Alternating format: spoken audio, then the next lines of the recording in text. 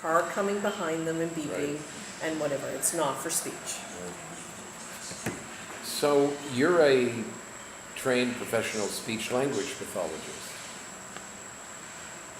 Where are the courses for working with persons having speech difficulty because they are deaf? Okay, that's part of my training. So it's called oral, A-U-R-A-L, meaning Right. to do with the ear, oral rehabilitation. Okay. So that's what I teach at Dalhousie. And is this part of your program in Haiti?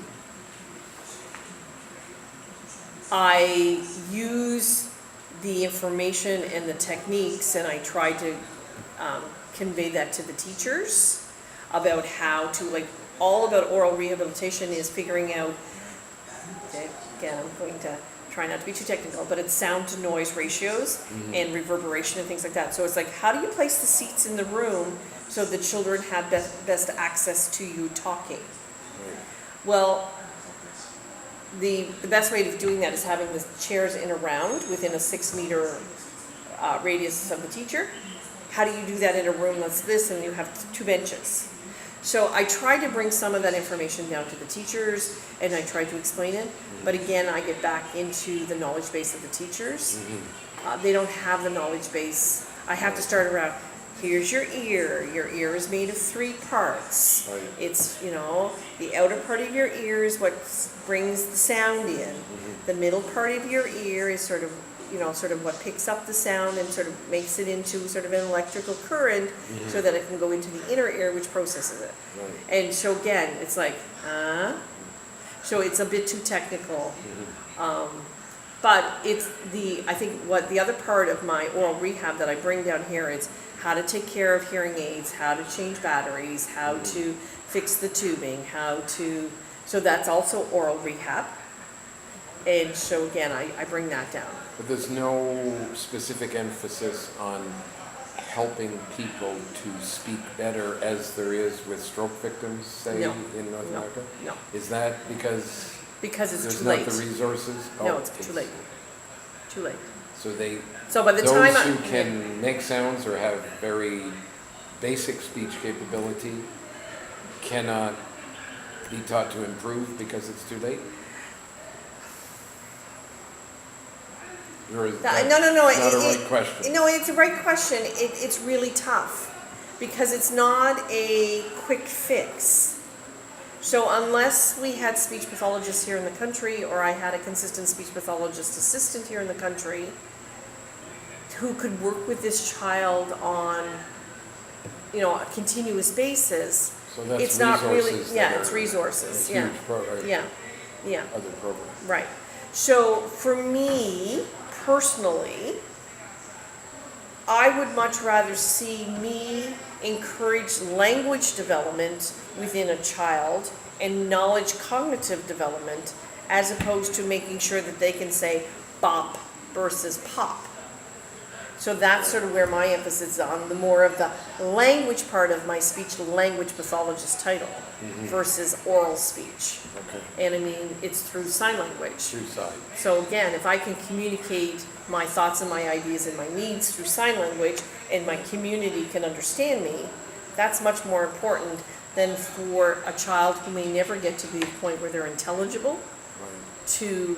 and why spend all of that effort trying to get them to have clear speech sounds when they have really limited language? Let's get their language, Right. And that's where I said, like, in the United States, there's been this whole movement that has basically said, we're capable of doing everything that you can. We're scientists, we're researchers, we're professors, we're teachers, we're doctors, and whatever. But we communicate in sign language. That's our language. And so again, that's what I'm trying to get across to the kids here, is that, like, let's build your language, let's build your knowledge base, and then you can fly the same as anybody else. Jordana, this is your first trip to Haiti. This is Yes. your first involvement in a developing country with the deaf and hearing communities, teaching, etc. What kind of impressions are you taking away with you?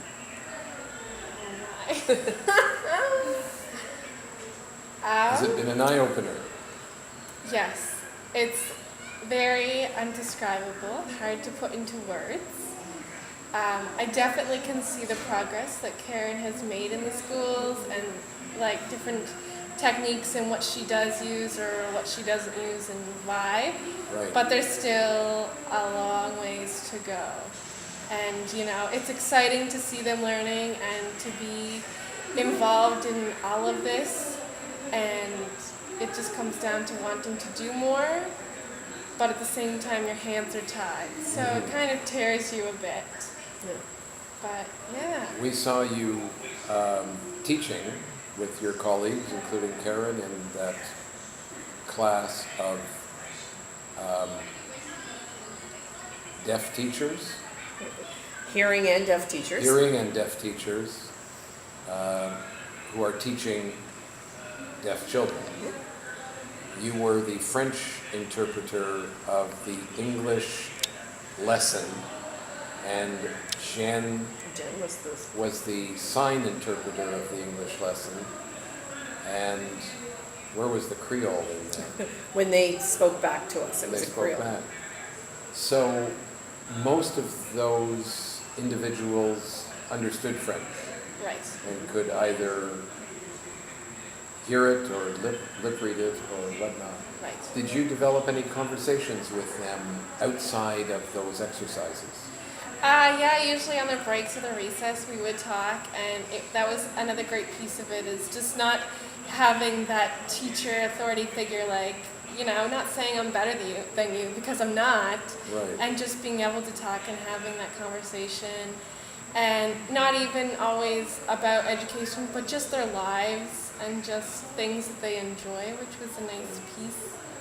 So you were starting to develop relationships that you could continue. Well, exactly, choose. and I think that's definitely the first important piece, is developing a relationship Right. and having that trust and just knowing that you're equal and telling them, like, even in our lessons, you know, like, we're here to learn from you too. We don't have all the knowledge. So that was a big piece of it all. Right. Yeah. Yeah, because we had one day where Zachary, who's one of the hearing teachers, had actually given us back an example of how he would take a technique and use it in his classroom. And I went, Zachary, I've learned from you, because I can now take that technique back with me Right. and I can try it as well. I said, this is what it's all about. This is the sharing. It's like, what do you try? What do I try? What can we learn from each other?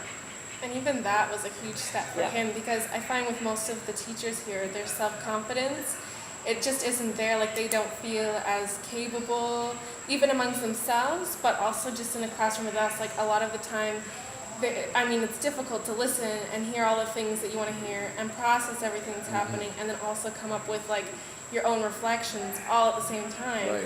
But it's definitely important, and it's something that we recognize and really go over again, like, the next day, like, you know, that was really great that you asked that question. No, you're right. Like, come tell us your thoughts, present it to your class, because that's a big part of teaching too. It's often said that you come to Haiti and you often feel like you've taken away more and been given more than you brought and gave, sort of thing. And I think that's kind of an example of that. Absolutely. And they're sharing involved.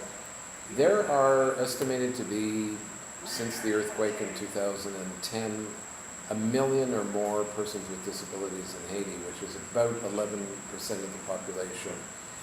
I'm not sure that it's that different from most countries, Right. but it's a sizable number for a country of 11 and a bit million people that are that have such limited resources, social resources and infrastructure resources and so on.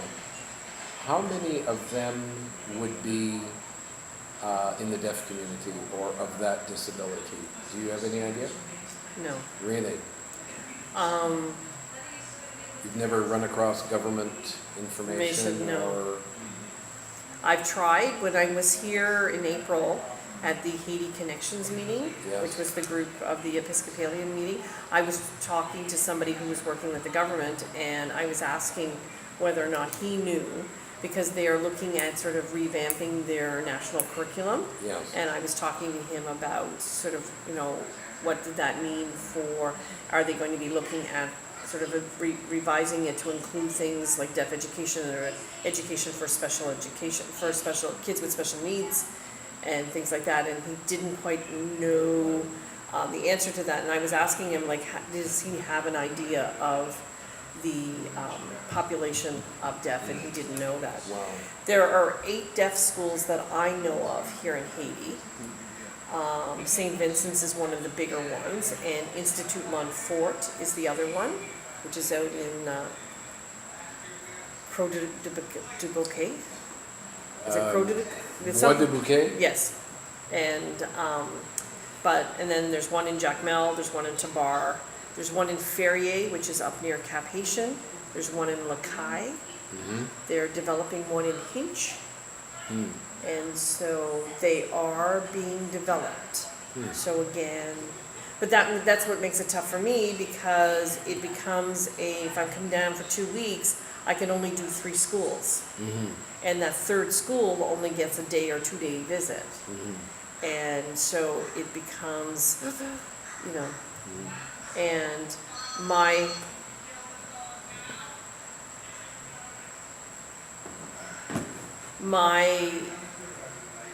thought is that I would like to do the trainer with the teachers here, so then they can train the other teachers, but I also would like to do the trainers with my teams, so then I can have other people who would like to then become a team leader and to come down here. And that's what makes it tough. Yeah. You mentioned the violence against those women in Quebec, and do you feel that the deaf are particularly stigmatized or discriminated against as compared to children or adults with other disabilities? I don't think huge problem. I don't think that they're actually targeted or that way, but I think they're more vulnerable. So one of the reasons why the students at St. Vincent's don't wear their hearing aids home is they worry that they would be attacked on the way home and they would be stolen. As to why somebody would steal a hearing aid, it's not going to help, but it has happened. Wow. So that's one of the reasons why they don't let them have hearing aids. They'd be identified more They would quickly. be identified more quickly. So again, I think it's a situation where they're much more vulnerable than other people. Right. Yeah.